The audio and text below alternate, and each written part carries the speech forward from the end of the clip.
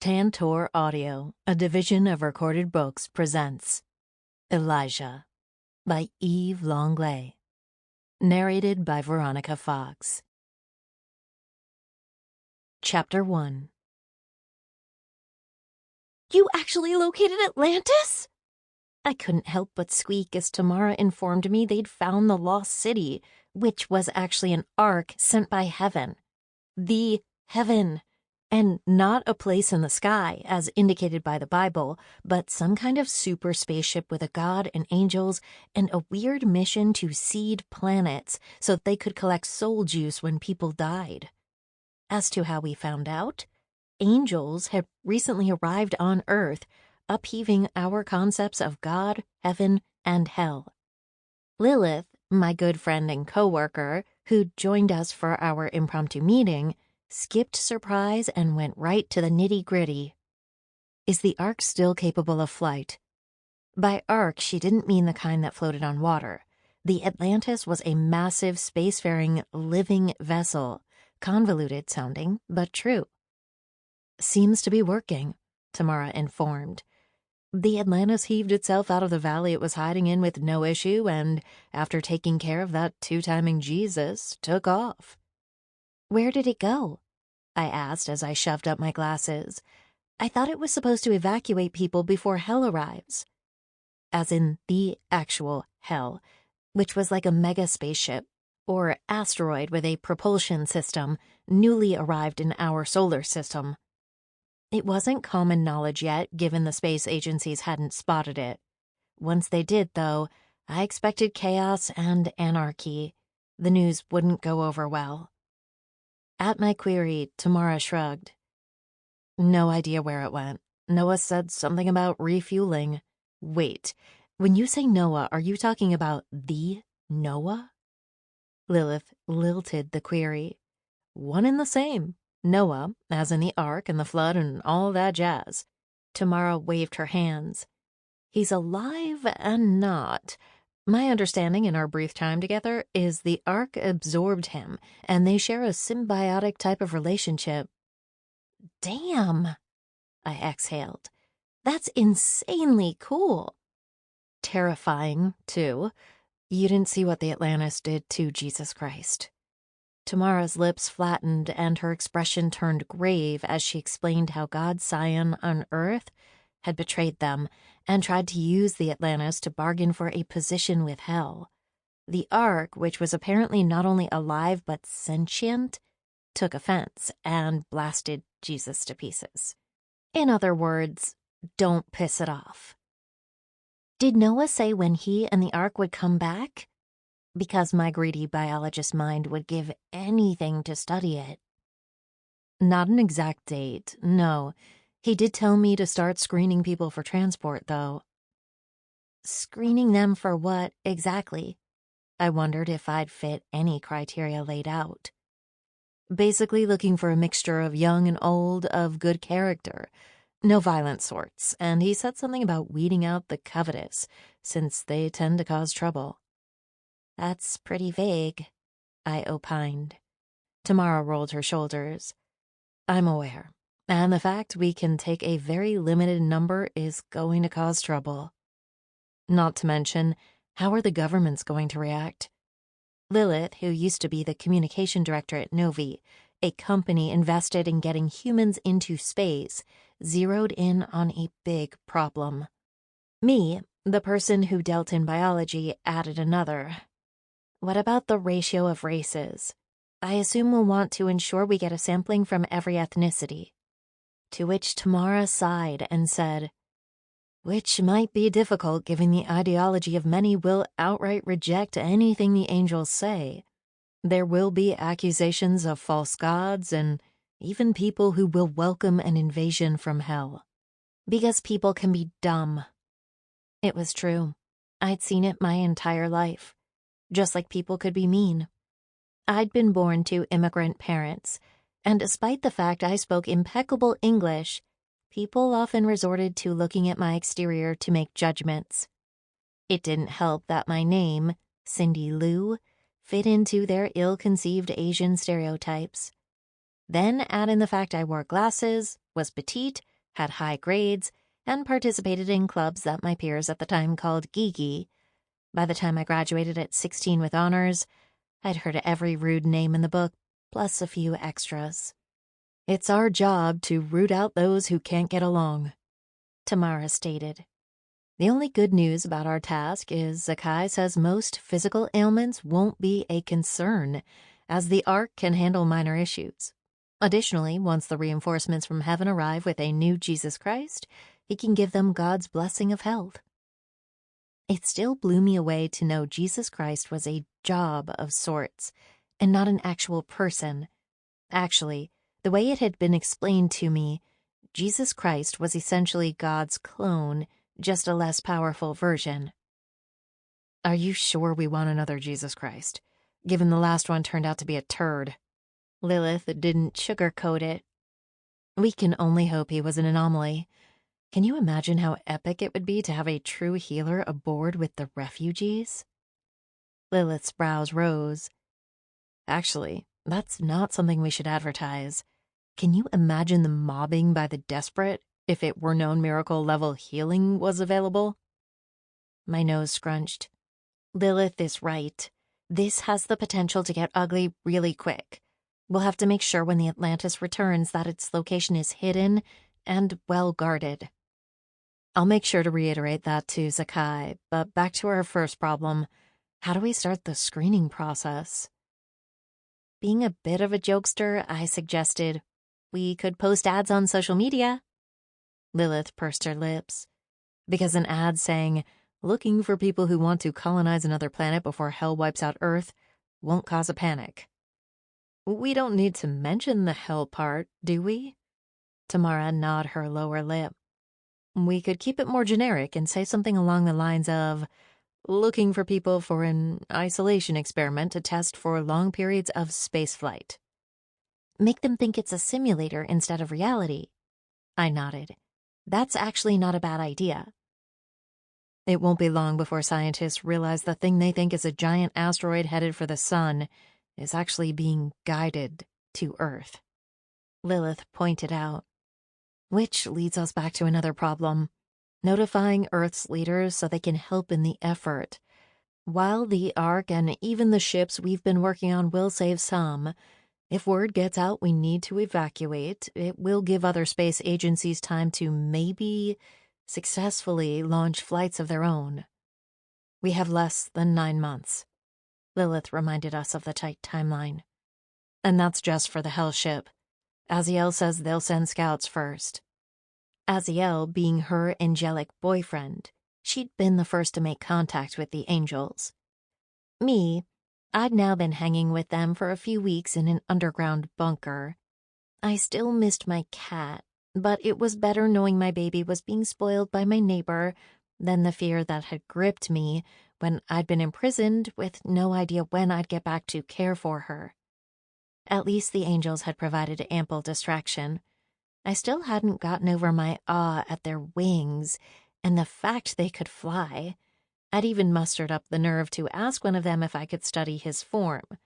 Elijah, a grim angel who rarely smiled, had uttered a flat no. But I'd not given up. I drummed my fingers on the table in the room we'd taken over for our impromptu meeting. Just the three of us for the moment. The angels tended to confer together and do their own thing. As for the rest of the people, aka humans, in the bunker, we wanted to hold off telling them about the Atlantis, because if Jesus Christ could be turned to the dark side, then chances were we had at least a few potentials in our own group that would betray. "I'm going to devise some tests to try and weed out those who think with their fists and show selfish traits. Lilith, can you figure out how to get people to apply without causing panic?" Tamara offered a task to Lilith, leaving me wondering what I could do to help. "What about me?" I asked. "You're in charge of flora. We need as many varieties of seeds as possible. A new planet might lack the proper nutrition, so we'll all want fauna as well from every type. Fish, birds, mammals, reptiles." I frowned. "Given we'll need more than a single mating pair, that will take much room." Tamara's lips curved. Actually, according to Zakai, we don't need the creatures themselves, just the eggs and sperm to make them. I couldn't help but blurt out, Are they going to do the same thing with humans? would no one actually be saved? Just their genetics? Tamara's lips turned down. While the Ark will take some people to ensure species continuity, yes, there will be some harvesting of us as well. It's the only way to ensure we have a big enough genetic sampling to thrive. Keep in mind, in a world that numbers billions, only thousands of the currently living can be saved. A sobering reminder. What chance did I have of making it? We broke up our meeting with a promise to keep things quiet as long as we could. My mind whirled with the many things that had to be done. Getting seeds sounded all well and good, except for the fact I wouldn't find what I needed at a local store. A full variety meant I'd need to access the seed vaults located around the world. Heavily secured places, which would require a ton of paperwork to access, and likely a solid negative reply if I asked to take samples. I didn't have that kind of time. Hence why the moment I saw the grim Elija stalking through the halls, I planted myself in his path and chirped, Just the angel I needed. Do you require assistance? I nodded. I need your help breaking into a secure location to steal some seeds. Chapter 2. The human female blinked at him from behind her thick-rimmed glasses and waited for a reply. An easy one. Stealing is against God's laws, he stated. Did that send her scurrying in shame to pray for forgiveness? Nope. She pursed her full pink lips before saying, What if I said we needed those seeds because it's an emergency? Why not ask for them?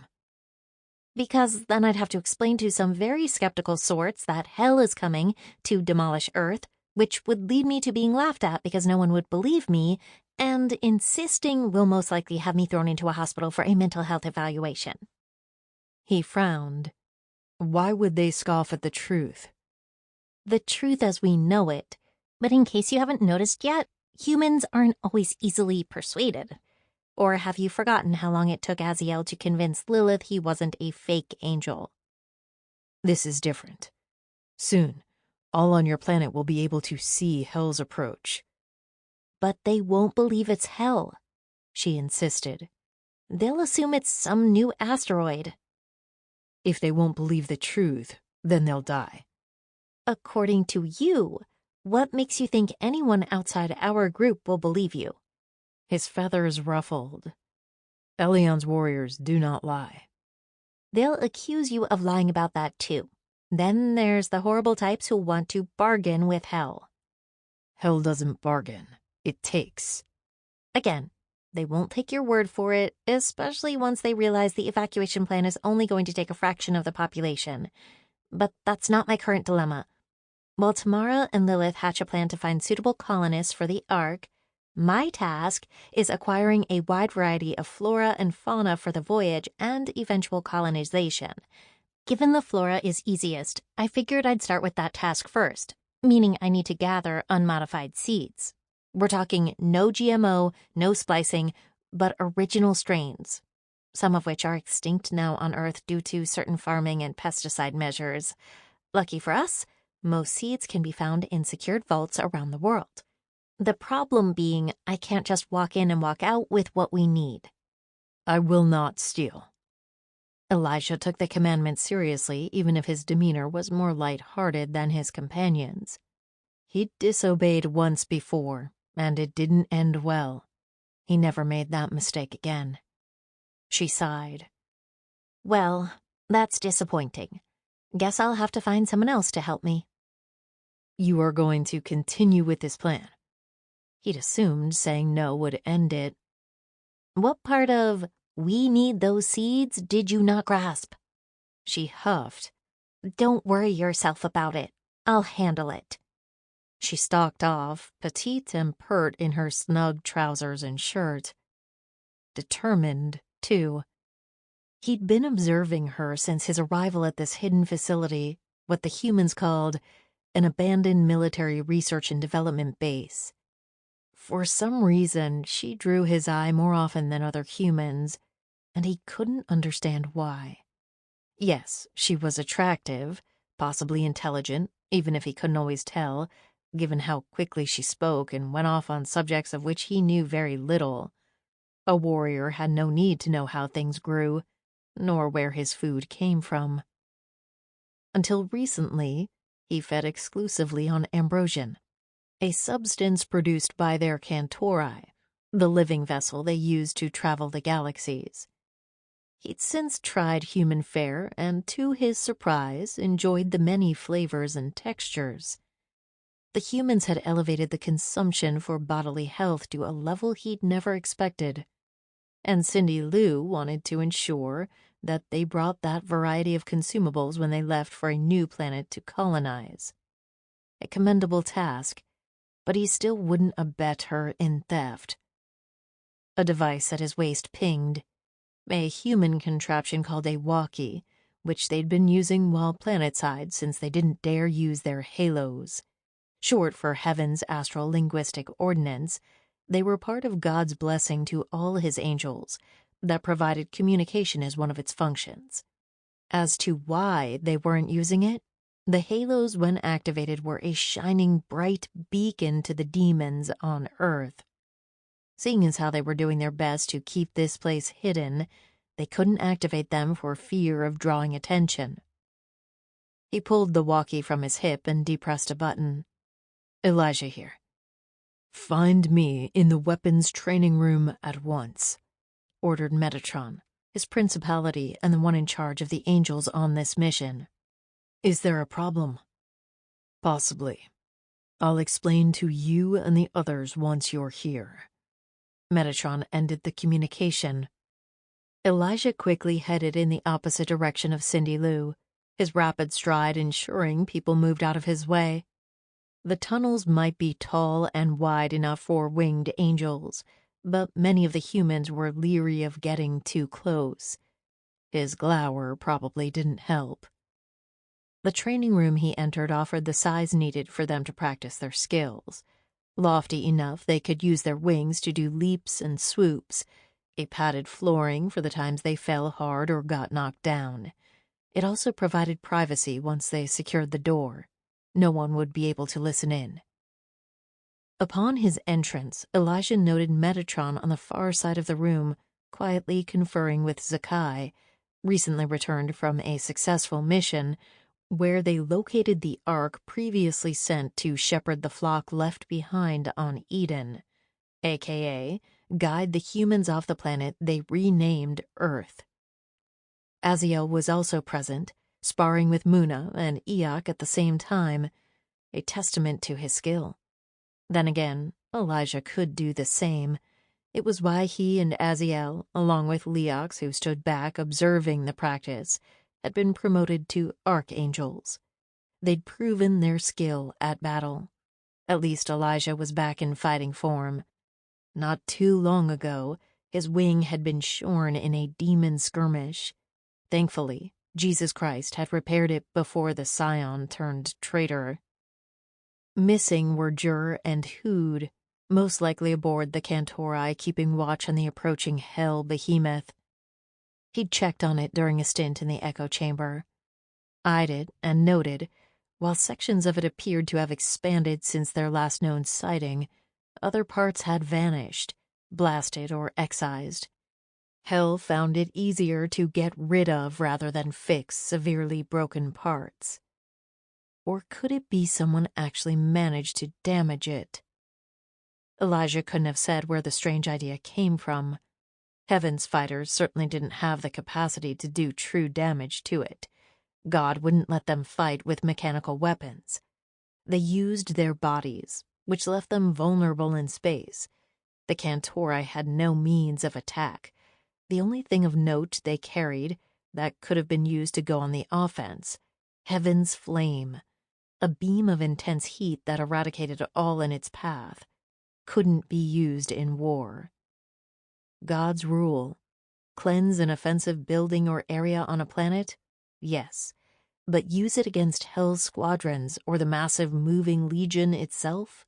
Forbidden. Sometimes, when having a particularly bad day, he'd wonder why. Because the rule cost angelic lives. How many Cantori had been blown to pieces by the faster-moving Hell Scout in cruiser ships armed with deadly weapons? If only they could have fought, they might have saved some Cantori and their crew. But they always turned and fled. The humans didn't have that option, though. Only a fraction would escape this rock. The young, the wise, the fertile that could parent. Once the rest realized they'd be left to face hell, how would they react? Judging by the way war had been perfected over the centuries of history he'd perused, it would be violent. The humans would use weapons of such devastating damage they might very well destroy themselves, trying to render hell impotent. Given Metatron's recent secrecy and many absences, he had to wonder if the ancient angel, who once accidentally alluded to his age in a speech, had thought about Elijah's suggestion of mustering the humans to counter Hell's invasion. At the very least, it might slow down Hell's armada and prevent them from destroying the fleeing colony ships and the Atlantis. Metatron noticed his arrival and offered a slight head nod before murmuring, "Let us begin." "Should we say a prayer?" Leox asked as they gathered in a loose circle that included the principality. For a moment, Elijah would have sworn Metatron wanted to say no. Instead, he offered a very pleasant, "An excellent idea. Will you lead us, Leox?"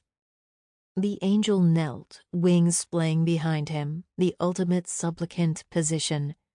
With a rustling, the others shifted their weight before ultimately joining him. Leox began. "Our Father, who art upon heaven, hallowed is thy name. To your flock we have come, to deliver your word and to deal with those who trespass against Elion. On this day, we ask your blessing as we guide this lost and floundering flock into the light that will feed the kingdom come, earth giving its life to heaven. Amen." A chorus of amens followed, and the slither and ruffle as they rose to their feet. Metatron began without pleasantries. "As you all know, Hell has exited the spiral arm for this galaxy and is approaching the planet. At its current pace, we have 9 Earth months before its arrival," Zakai reminded, as if they didn't already know. "It doesn't provide much time to evacuate anyone," Aziel added, looking as grim as ever. The only time his angelic brother smiled was around his mate, a human named Lilith, the pairing ironic given how much they disliked each other at first. "I'm aware of the short window of opportunity to save some of the flock. At least there is a positive. The Atlantis appears fully functional." "Has it returned?" Elijah asked sharply. He'd not heard any news since it dropped Zakai and disappeared. "No," Metatron replied. "But the Atlantis has been in contact with Tamara and has informed her that it will require a few days of Australia collection before it returns." That brought a frown and a query from Elijah. "Why is the Atlantis speaking with a human instead of you?" Metatron shrugged. "I don't know, but Zakai has a theory." All eyes went to the slim angel who'd come out of his self-imposed exile on board the Cantori to help the humans. Although Elijah had a sense this change had more to do with Tamara than an obligation to the flock on Earth. The Atlantis and its principality, Noah, had a difference of opinion with Elion. It appears they were commanded to wipe Eden and start over with a freshly grown flock. However, rather than obey, Noah had the Atlantis cut off communication with heaven and allowed the humans to continue as they were. Zakai spoke with more confidence than Elijah recalled him having since his return, from his abusive imprisonment in Dante's Inferno. They disobeyed God, Leox pointed out in shock. He wasn't alone. Elijah had learned his lesson when it came to not obeying orders. The choir and their ark disobeyed what they felt was an unjust order lacking in compassion for the innocent.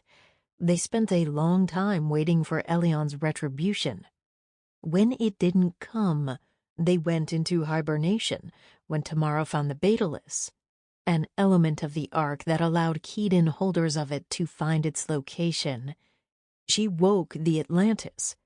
It saw Jesus' perfidy, which only reinforced their distrust of heaven, hence why they have chosen Tamara as their conduit for communication. Zakai spread his hands. While not ideal, it is better than the alternative. An allusion to the fact they would have had one less ark to reestablish the flock elsewhere. "How many can the Atlantis take?" Aziel asked. "No idea," Zakai shrugged. "An exact number hasn't been given. What I do know is we haven't much time to make a selection. The Atlantis wants to be gone before Hell's scouts arrive." That raised Elijah's brows. Given how fast their scout ships can move, that could be any day now. "Which the Cantori is watching for." Metatron paused.